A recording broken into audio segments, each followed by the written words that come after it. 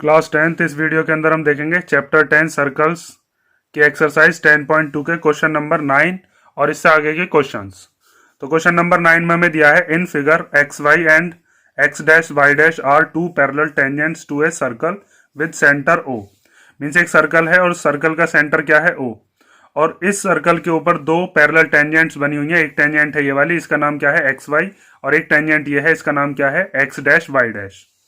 And another tangent A B with point of contact C, और एक tangent यहां पर बनी हुई है जिसका नाम है ए बी, और यहां पर पॉइंट ऑफ कॉन्टेक्ट कौन सा है सी। इंटरसेक्टिंग एक्स वाई एट ए, ये वाली जो टेंजेंट है ए बी, ये एक्स वाई को कौन से पॉइंट पर टच कर रही है, इंटरसेक्ट कर रही है ए पॉइंट पर। And X dash Y dash at B, और ये ए बी वाली जो टेंजेंट है ये एक्स डैश वाई डैश वाली टेंजेंट को कहां पर टच कर रही है या इंटरसेक्ट कर रही है बी पॉइंट पर। Prove that angle A O B equal to 90 degree. हमें ये वाला जो एंगल है ये कितने डिग्री का लेके आना है, 90 डिग्री का। ये वाला एंगल हमें 90 डिग्री का प्रूव करना है। तो इसको प्रूव करने के लिए हम क्या काम करेंगे इसके अंदर, कि हम पहले इस ओ सी को करेंगे ज्वाइन, और ओ सी को ज्वाइन करने के बाद इसके अंदर हम दो ट्राइंगल्स को करेंगे कॉन्ग्रेंट। ओ सी से जब आप इसको ज्वाइन कर दोगे, ऐसे अपने ज्वाइन कर दिया, तो यहाँ पर दो ट्राइंगल है, एक है ए ओ पी और एक है ए ओ सी। इन दोनों ट्राइंगल्स को हम कॉन्ग्रेंट करेंगे, और उसके बाद ये वाला जो एंगल है, मान लीजिए इसका नाम मैं दे देता हूं एंगल 1, इसका नाम दे देता हूं एंगल 2, यहां पर ये एंगल 3 और ये वाला एंगल कौन सा हो गया, एंगल 4। तो इन दोनों ट्राइंगल्स को कॉन्ग्रेंट करके हम लेके आएंगे एंगल 1 किसके इक्वल, एंगल 2 के इक्वल। सिमिलरली एंगल 3 किसके इक्वल आ जाएगा, एंगल 4 के इक्वल। ठीक है, इन दोनों ट्राइंगल्स को कॉन्ग्रेंट करके उसके बाद इन चारों के चारों एंगल्स का सम कितना होगा, 180, क्योंकि ये पी क्यू क्या है, एक डायमीटर है, सेंटर से होती हुई ये लाइन जा रही है। तो पी क्यू जब डायमीटर है तो इन चारों एंगल्स का सम कितना होगा, 180 डिग्री, क्योंकि यहां पर ये क्या बना रहे हैं, स्ट्रेट एंगल। उसके बाद हम एंगल 1 को रिप्लेस कर देंगे एंगल 2 से, और एंगल 4 को रिप्लेस कर देंगे एंगल 3 से। तो हमारे पास एंगल 2 और एंगल 3 का सम कितना आ जाएगा वहां से, 90 डिग्री। ठीक है, समझ गए ना। अब मैं इसको करके दिखाता हूं कि कैसे हमको ये करना है। सबसे पहले हम गिवन लिखते हैं और कौन कौन से हमें ट्राइंगल लेने हैं वो चीज आप ध्यान से देखो। ठीक है, तो हमने गिवन लिख दिया कि एक्स वाई जो है वो क्या है, एक टेंजेंट इस पी पॉइंट से होती हुई वो जा रही है। ऐसी एक्स डैश वाई डैश भी एक टेंजेंट है और ए बी भी क्या है, एक टेंजेंट, और इनके पॉइंट ऑफ कांटेक्ट क्या है, पी क्यू और सी।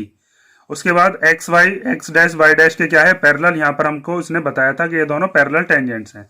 अब इसके अंदर हमने क्या किया है, कंस्ट्रक्शन से हमने इसको ज्वाइन किया है ओसी को, और हमें क्या प्रूव करना है, ये जो एंगल ए ओ बी है ये कितने डिग्री का है, 90 डिग्री का। तो अब यहाँ पर आप लिखोगे कि हमें क्या प्रूव करना है, टू प्रूव करना है हमें angle A O B 90 degree का। और हमने कंस्ट्रक्शन से क्या किया है, तो कंस्ट्रक्शन से आप लिखोगे हमने ज्वाइन की है ओ सी। ठीक है, ये वाली साइड। तो इसके लिए अब आपको क्या करना है, दो ट्राइंगल लेने, एक ये वाला और एक ये वाला। इस वाले ट्राइंगल का नाम ए ओ पी और इस वाले ट्राइंगल का नाम ए ओ सी। तो अब देखो इसका प्रूफ, हम ले रहे हैं दो triangle, in triangle A O P and triangle A O सी।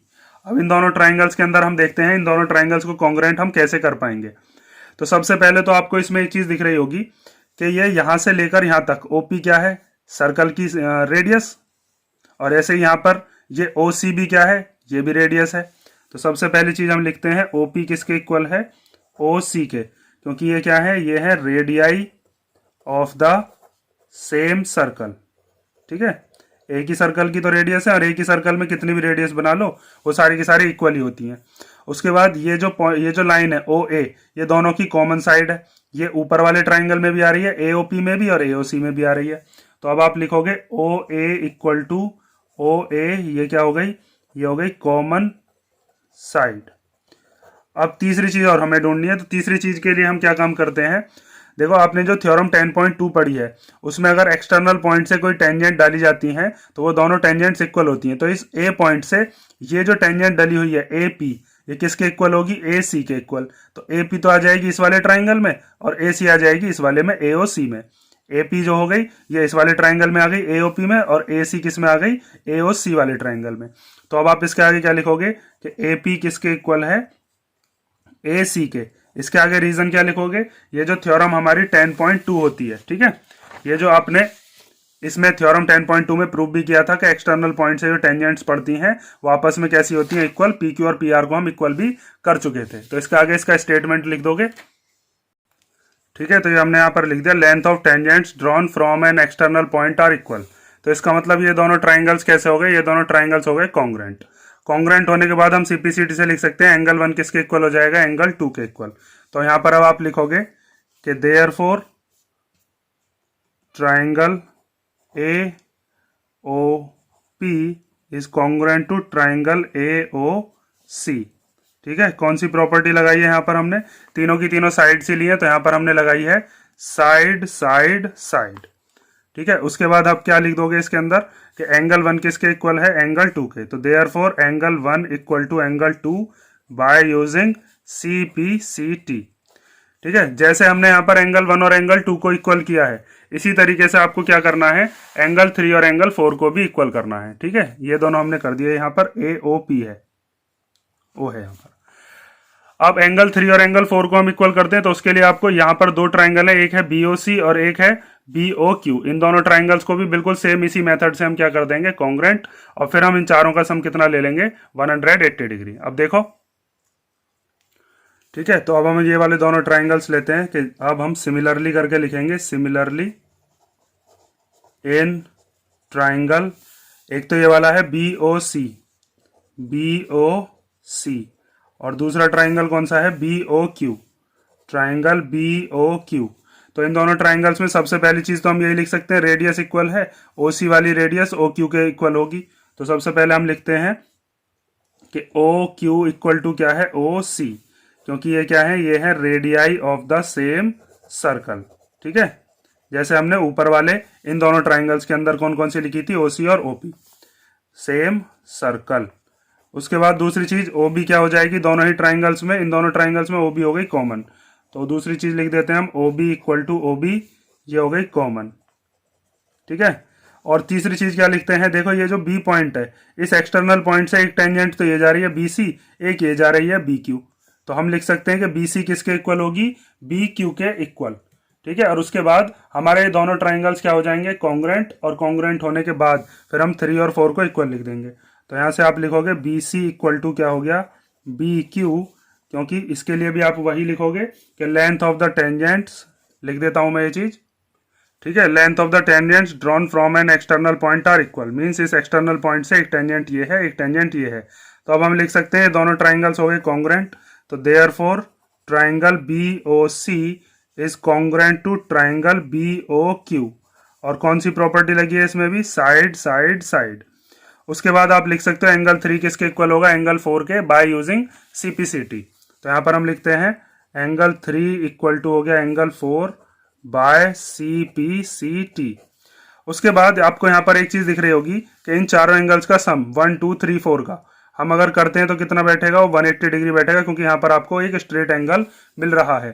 तो यहाँ पर हम लिखते हैं कि now angle 1 plus angle 2 plus angle 3 plus angle 4 equal to कितना होगा, 180 डिग्री, क्योंकि ये चारों की चारों मिलकर क्या बना रही हैं, ये बना रहे हैं स्ट्रेट एंगल ऑन डायमीटर, और उस डायमीटर का नाम क्या है, पी क्यू। ठीक है, क्योंकि वो कहां से होती हुई जा रही है, जो पी क्यू वाली लाइन है, पी क्यू वाली लाइन जा रही है हमारी ओ पॉइंट से, और ओ हमें क्या दिया था, ओ हमें दिया था सेंटर। तो ये पी क्यू डायमीटर हो गई, ऑन डायमीटर पी क्यू।